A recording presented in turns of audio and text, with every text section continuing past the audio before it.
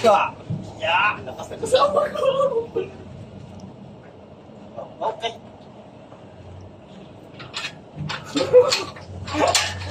Sisiyo na ka. Ako nga lang nagbibinter mag-isa. Wala akong kasama eh. Ayaw nung sakit sa patbinte. Pag tinatagalan. Okay lang. Kung isipin yung pagod, ay napagod nandiyan lang. Pag nagpahinga ka, gagaling na yung sakit ng katawan na yan.